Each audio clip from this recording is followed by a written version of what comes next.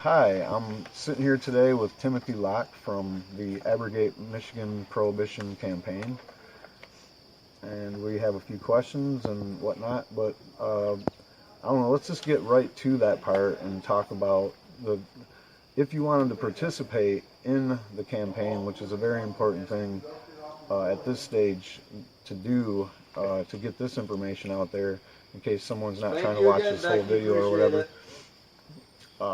What would be what's the first thing someone could do if they're somewhere in a remote place where they can't, obviously just come over to your house to get petitions or whatever? What could they do to either get petitions or how do they get involved?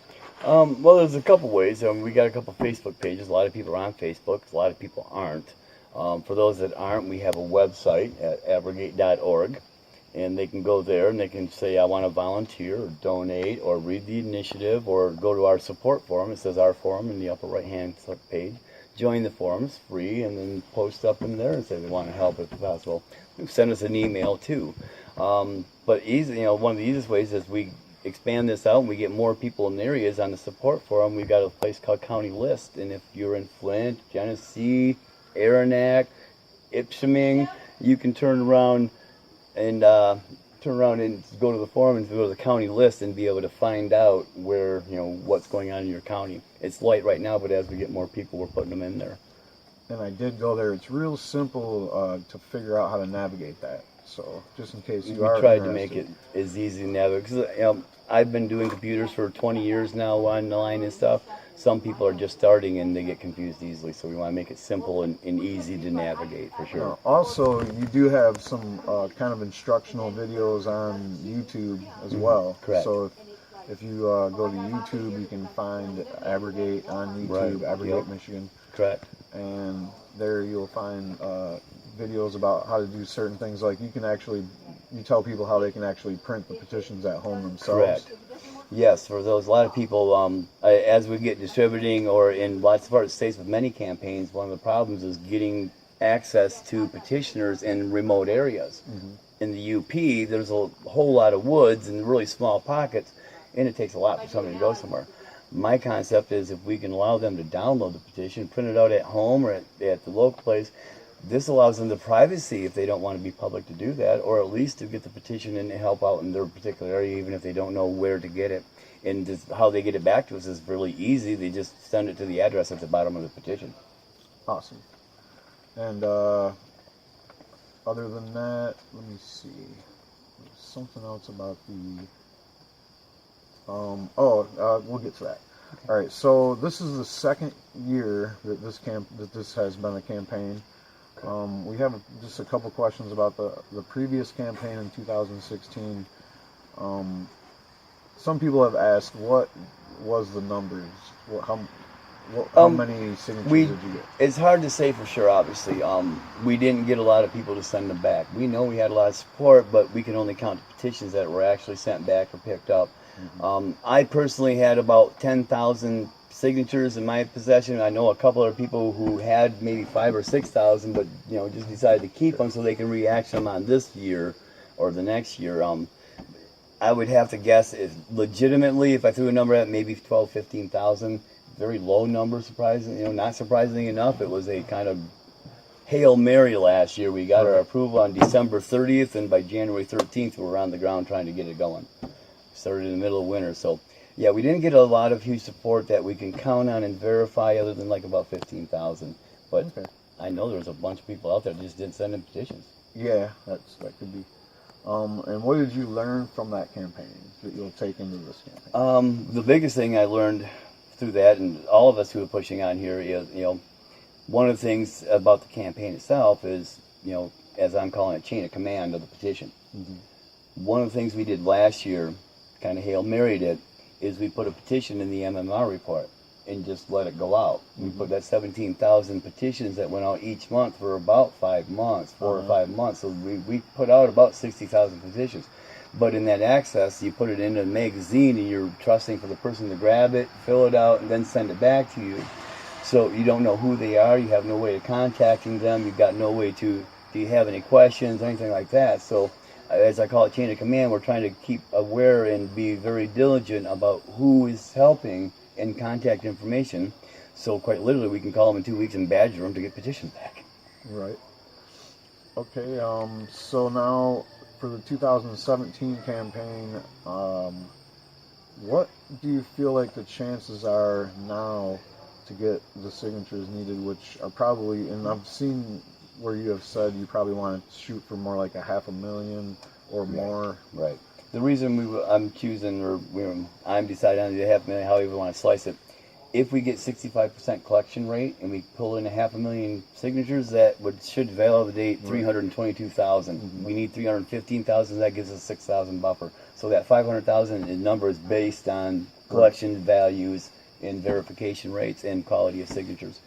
From there, I'd love to turn in 1.5 million signatures, of course. Right. But we minimum need 315, 654 to actually put it on the ballot. There's another part of that. Could you question that? I think there's something else in there that I missed. That was to see if you felt like you had a good chance of doing it, or how things are going so far. Well, we just started on the 1st of September, so we're 13 days in. I think today's the 13th, really. So we haven't got petitions back, per se, coming in the mail, but I know a lot of people are out there petitioning. Even though we started in winter last year, we had a really good start on January 13th in the middle of a snowstorm. But now we've got, this year we're in the middle of, fall here, getting into fall, and we've got a lot of support that's coming up on that. So, possibilities, I think we could do really well, because with the situation going on in the state, it has changed significantly. Okay. The numbers, that 500,000 people, that's a daunting number. And I want to get on this a little bit. If you look at 500,000, that is a big number. But let's look at some other numbers, like 200,000 patients and caregivers. Yeah, that's one of the questions. Even if one of the people, or 100,000 of them, they only need 2 signatures, and any campaign could get on with that. Right. So it's more about people's hearts and minds. Do we believe we have the authority to do what I'm saying we have the authority to do? How do you reach out to the 200 plus? It's probably more around 250,000 not caregivers, but current patients in the program. That's hard because obviously we're talking HIPAA protected information. We don't get access to the state registry, so we have to rely on the word of mouth network. Right. Kind of like the old school, everybody knows who's in their network, and if we approach those in our network, this should be very easy. I know, I feel like the networking thing should be a lot easier than it is these days, well, man. I'm having a lot of problems, a lot of roadblocks in the networks that are available. To put a concept on that, they advertise at the Super Bowl for $10 million for 15 seconds, not because they're at the Super Bowl, for the next month of the water cooler talking. Because word of mouth advertising is still supreme, and it always will be. Okay, so I know it showed it right on the webpage, but so you guys have raised money. Yes, we do have a little bit of money coming in. Like last year, we do need money. Any campaign needs money. There's going to be advertising. There's going to be challenges to met. There's advertising that we need in like placards, printing of the petitions. Sure. And we got some coming in, and it's not a lot, but it's coming in because people are believing. We're not asking for big money now. And the idea of we're not going to be paying people to signature petition. If we have to pay people to signature petition, now we got to have $1.5 million or so to pay that. That's a big expense for the campaign, which I don't have that money, so we need to get that up. So it's coming, but would the that money be is something going to you be considered big. if that kind of a donation, like if somehow you did raise enough to do paying signatures or whatever, would you do that kind of thing? I guess it would depend on where we're at. I look at it like this. We're the state of Michigan. If we can't stand up and make the change ourselves, then we're going to get what they give us, whoever pays for it.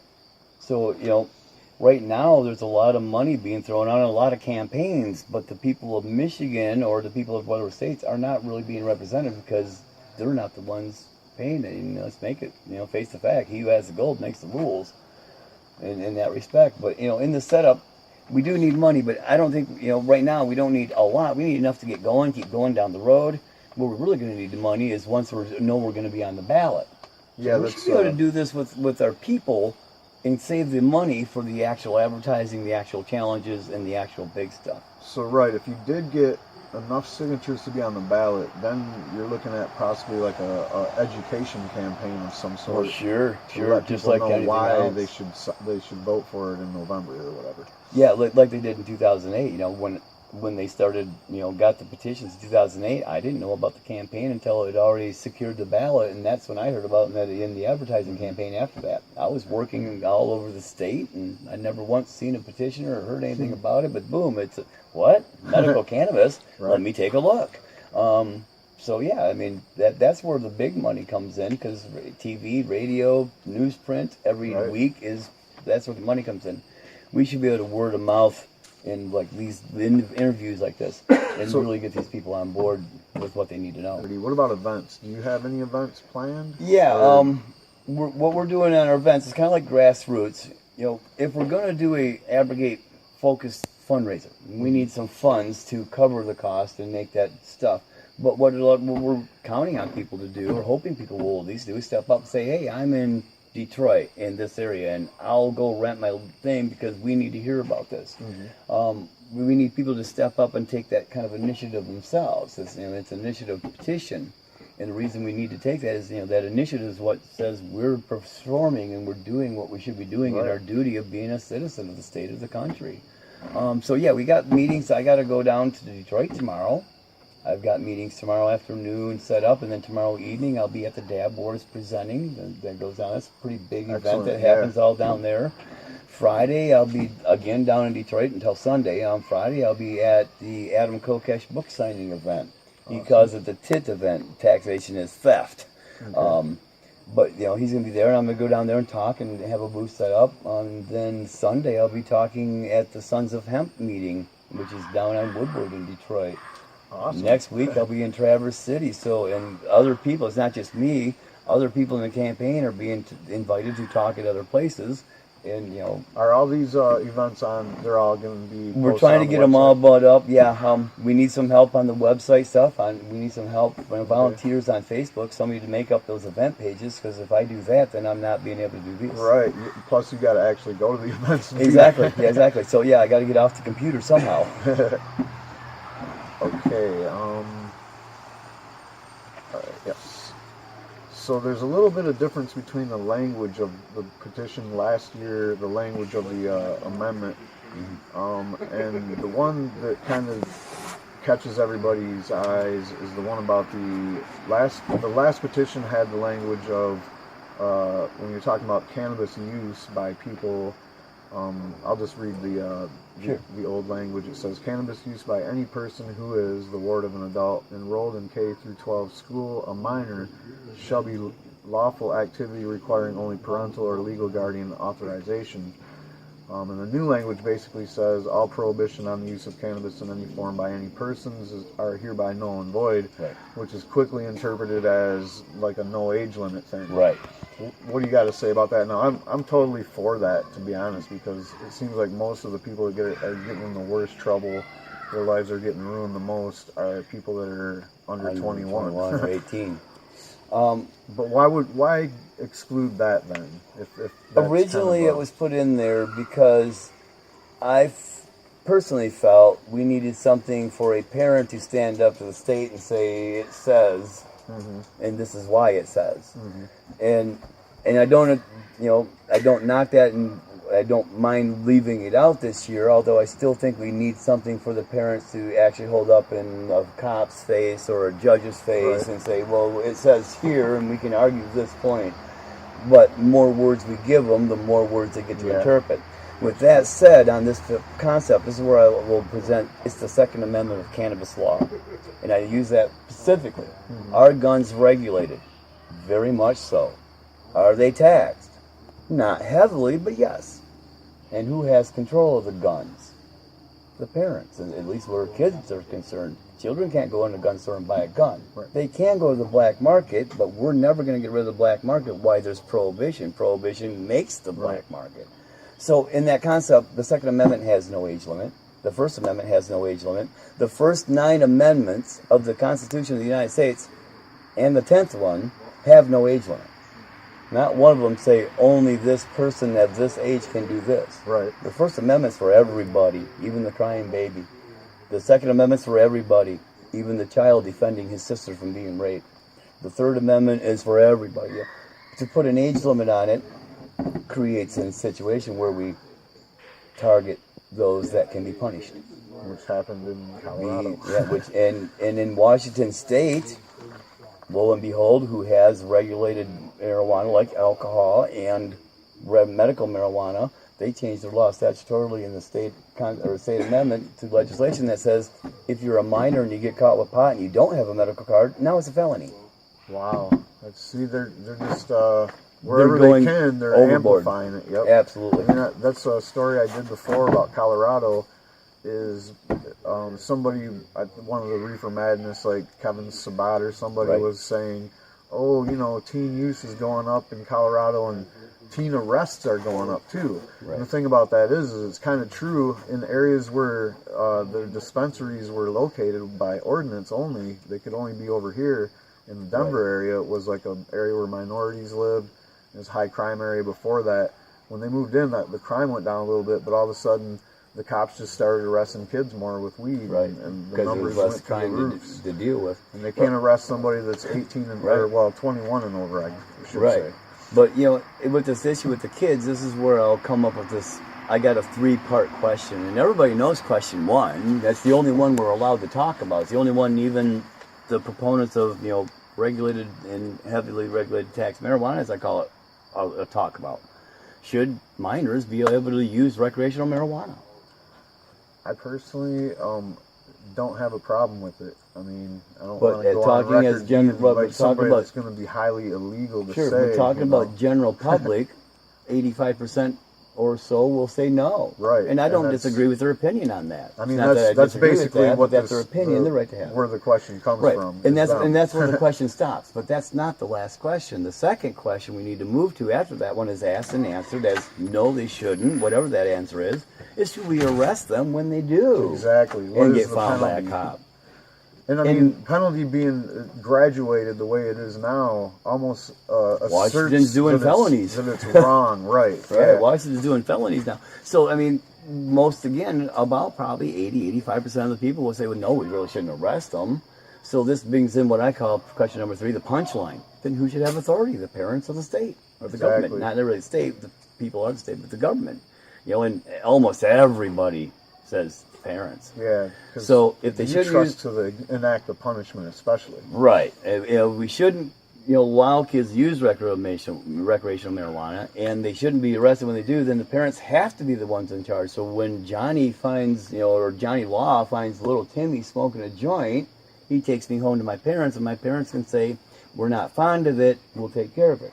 They can also say, like they could have when I was a child, arrest this juvenile delinquent little ass.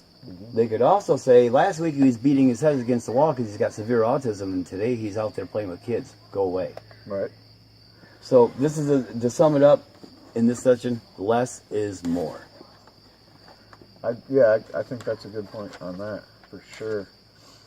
Now, the only other change that I noticed that I wanted to comment on was the adding of the word excise on the tax part. Right. So basically, you're saying that is that really a different thing from last year? No, the no excise tax was the same as last year. Okay. As far as that goes, but a lot of people get confused. The state themselves, they're not supposed to be unbiased. They're supposed to be unbiased, but they say there's no taxes, but that's not true. As I said, the Second Amendment, guns are well taxed. They're not heavily taxed. What there isn't is a sin tax. A specific tax on cannabis-based products only. Right. So it's like you go to the gas pump in May 5th in 2015, we went and voted no new taxes, and okay, we didn't get no new excise tax on gas, 28 cents I think they were looking to put on it, but we got more recreation or more legislation to give us higher registration and insurance fees. So. Oh yeah. Yep. Yeah, it's just an excise tax is a specific tax like cigarette tax or a alcohol tax, because marijuana makes 50,000 products, not just recreational joints. So it'd be, excise tax from the government would be something where the government taxes a producer or somebody in the supply chain directly, not the consumer paying an tax? Well, it could be both ways. The use taxes and excise taxes is a sin tax, and they're applied differently. The bottom line is the taxes will be normal business taxes that any employer would have, employees tax, FICA, business tax, capital gains tax on the business, the normal taxation that every business pays already, and then sales tax on non-food, non-medical items or items sold to non-profits. So the question behind these questions, I guess, would be, does this mean that the state is going to be behind the regulatory system to make these taxes happen and enforceable? Well, they wouldn't be able to apply any excise tax. So they wouldn't have to write any excise tax law. They wouldn't be allowed to. Regardless of the product, even recreational marijuana, it would be subject to the normal taxes of a business, as they call them, hidden taxes in some way, because then purchaser always pays the bottom line, and then a sales tax. Okay. So at the register, depending on regardless if it's a recreational marijuana cigarette at a dispensary or a cannabis rope, hemp rope, or some clothing, you're going to pay a sales tax. But if it's food or medicine, we don't tax food or medicine in this state. Most things, so we shouldn't. Well, according to the MMFLA, we do. We do, but yes, and you pay. The argument is, well, you pay taxes on aspirin. Well, aspirin don't cure cancer. Right. Pardon me. I don't know if it's even medicine, but. Well, it come out of the willow tree originally, and there it was probably medicine. Indians used it forever, but now we got it out of a pill. All right, I got this from a article. I think it was in the Detroit Free Press or something that was talking about when you guys got approved. And This last time? Yeah, and it was somebody that's on the approval board for the canvassers. Okay. The board of Canvassers, yes. yeah, from the Board of Elections. And her name is Colleen Perro. She's a Republican. And her question was concerning the retroactive line in the petition that would make this abrogation of the prohibition retroactive, meaning if you were in prison for a state marijuana charge, then that charge would probably be null and void if it was only related to a marijuana crime. Is that a fair assessment? Yeah, I believe the question is, what does that mean? Yeah, or how do we how get does that there? apply? How do we do that? Something of that magnitude. Well, let's look at the English word retroactive, to go backwards in time, to apply in the reverse of the present, or in behind of the present. So, obviously we can't go back to 1937, we can't go back to 1970, time travel hasn't invented yet that any of us are aware of that we know, but legally we can. We can use a big old fat eraser and say this is no longer a crime, and because of that, anybody who's been charged under said crime, which is no longer a crime, is no longer guilty and no longer punishable, even if they were punished. There's a whole different issue of potential lawsuits with that for false arrest at that point. That would have to be argued at that issue on a court basis, on a case-by-case basis likely. But what it would do is allow those people to say, I'm no longer guilty of a cannabis possession or an intent to deliver. Now, if they're in prison or in jail or even in the court system, they would have to petition to get those charges dropped on this change. They would have to petition to get out. They would have to go through the parole board. They'd have to get a hold of the system because, we don't want to usurp the penal system in the state, but we do want to help manage it and get the cannabis users out of there if they're only guilty of a cannabis charge, which is no longer a crime. I'm sure there'd be a lot of lawyers lining up. And then all the records of everybody who has already been charged could be able to be scrubbed. And this is the main point. When those records are scrubbed, it doesn't matter if they're 10 or 90. They'll be able to apply to the military. They'll be able to apply for a student loan. They'll be able to get a job outside of McDonald's and Burger King. Who might not even let you have a job with a cannabis conviction in your past? Who might not, because they still ask that question, and some of them still drug test. Which would also go away for cannabis because, well, if it's not illegal, now that doesn't mean businesses will be able to hire anybody that uses cannabis. They're still going to be bound by their insurance policies that say they got a drug test. So that's a whole different issue that has to be handled after this one is done. Okay, so there's a lot of the people that I've seen that have criticism about the no limit aspect of such a amendment. I remember last year's campaign, I think this was something I remember from your guys' campaign, is if somebody was getting contentious about that, then just kind of move on, don't try to convince them of otherwise. Well, is there a different approach this time? In the way that, we want to address people's concerns. Honestly, openly, forwardly. Mm-hmm. Kind of like I'm trying to approach this here. Because we need to be sincere.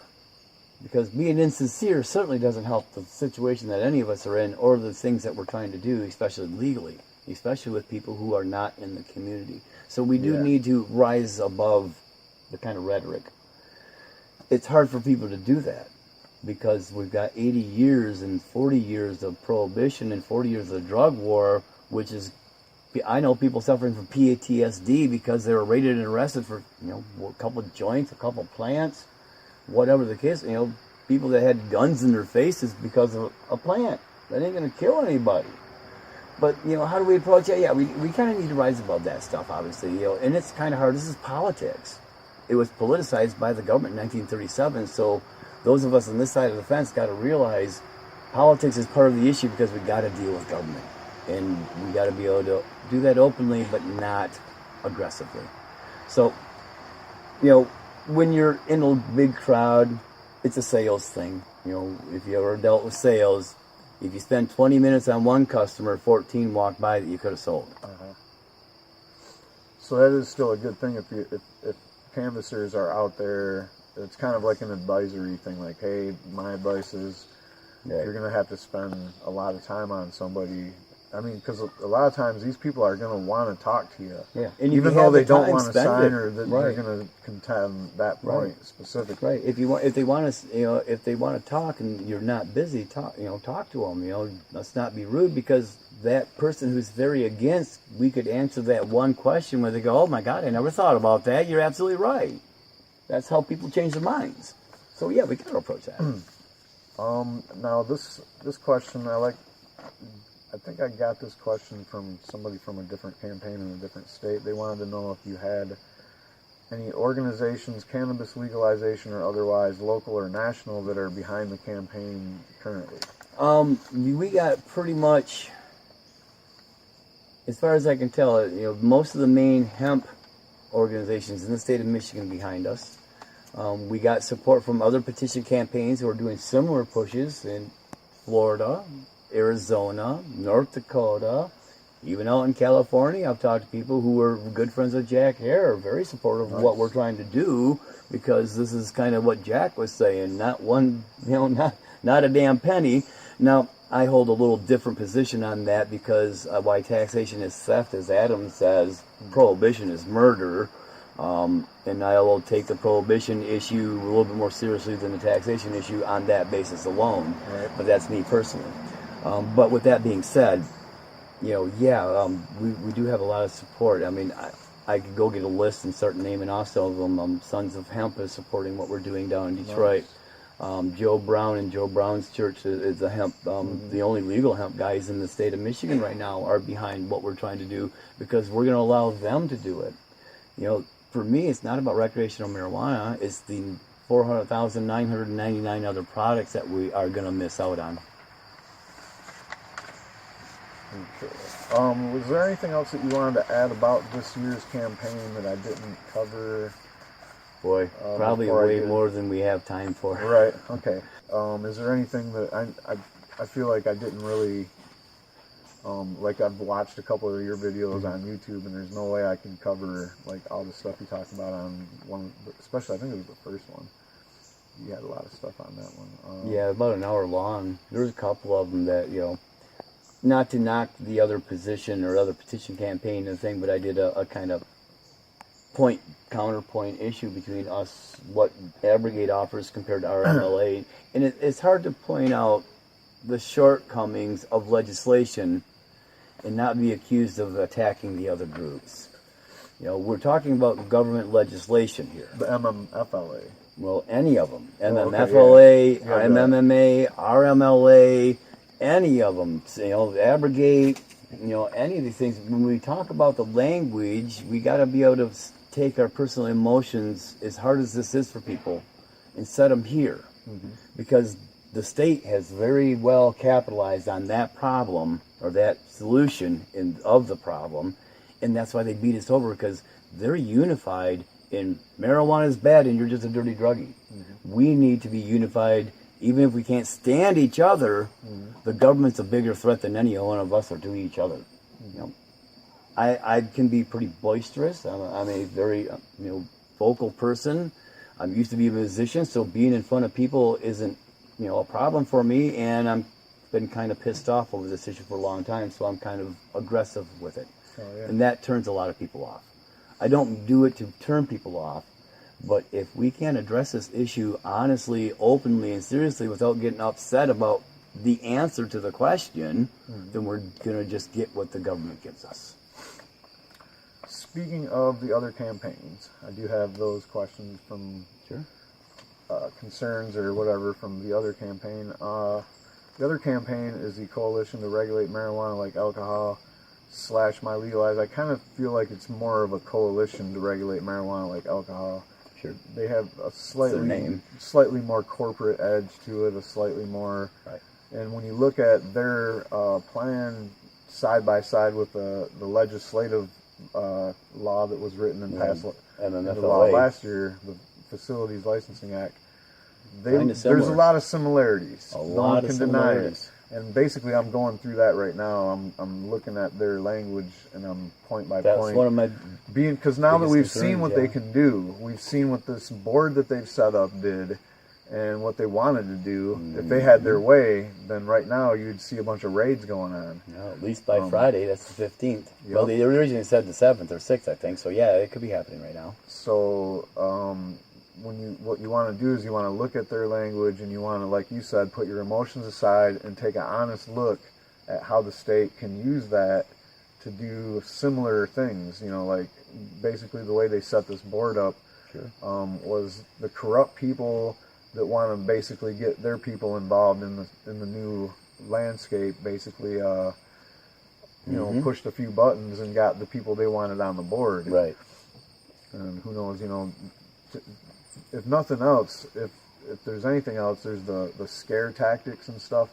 So yeah, it is a good thing to take. Well, there's scare tactics on every side, and I'm not going to deny that some of the things I say could and are and have been called scare tactics by other people. Whether they're for or against cannabis is irrelevant in this case. But what I would say, however, is the truth is scary. Is that a scare tactic, or is that just the truth being scary? It's the truth being scary. Yeah. We can't kill the messengers because we don't like the message. Exactly. The message is going to stay even though we're burying a messenger and maybe going to prison for murder. All right, now, I think that was in the same Free Press article, maybe. But I was going through, and we have... Oh, yeah, Josh Hovey from the Coalition. And I had kind of a problem with the way he was kind of a little bit more with the rhetoric on this one, but expect it. It's good stuff. It's politics. He said of the Abrogate language, or basically of the effort, we just can't imagine Michigan voters supporting this proposal. The public expects responsible marijuana regulation that includes licensing, quality control, and assurances that minors will not be able to access it. I got a problem with that whole statement, but. Sure. What do you It seems like it's kind of loaded, but it makes a point in its own way. I bet in 1933 the people of the United States never thought Michigan would repeal alcohol prohibition by refusing to convict anybody in a court of law. I bet in 2016 a lot of people never expected Donald Trump to be elected to president. Exactly. A lot of people expect a lot of things. Expectations are like opinions. And we know what opinions are like. Assholes. Everybody's got one. Just like courts got opinions. So expectations, sure, we all got them. Are they qualified? Yeah, I guess that's the question to be answered. So out of that thing that he said, let me see. I don't know if I agree that the public expects responsible marijuana regulation. I've seen responsible marijuana regulation get turned down by the public all over the state during this MMFLA in other town parts hall of the thing. country. Yeah, basically wherever legalization is, you got whole municipalities that are trying to opt out and all this other stuff. So, for the people that do support legalization, do you agree that that's true? Or, I mean, like you said, all you have to do is talk to somebody. There's a few, I mean, there's a significant number of people who probably believe we should be taxing cannabis, say like cigarettes, because that money is going to here or there to help it. But, there's a lot of things we have to take into consideration when we talk taxation and extra money for tax or extra regulations. Like I mentioned, the Second Amendment. There's plenty of regulations there to punish a child who picks up a gun and kills somebody or goes to the school ground. And if the child does that, the parents are out of the loop automatically. Because once there's a crime committed, unless it's a self-defense crime, that's a crime, even if that's a 6-year-old. We've seen cases where 14, 10-year-olds were tried to be charged as an adult, and some of them were because of the heinousness of the crime. In Michigan, yeah. Well, in Michigan, especially. But, on that idea of the people want heavy regulation, I don't disagree that not a majority, but a number of people do. What that number is, we can debate all week about that. Right. My personal opinion, I think it's kind of low.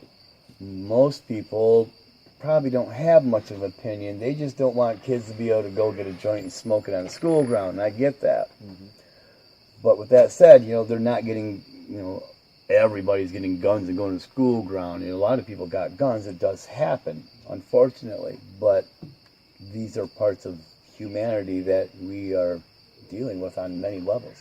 So, do they want regulations? I think they do, but I don't think they want excessive regulations. Yeah. Right. What are people like telling you, maybe people that you don't know, or people maybe I try to address people that I don't know, or people who are outside the thing. I want to know what they think. Even if somebody has addressed this concern too. Well, yesterday at the MMFLA meetings, there was a few people who were concerned about it, and I didn't have a chance to address them, specifically.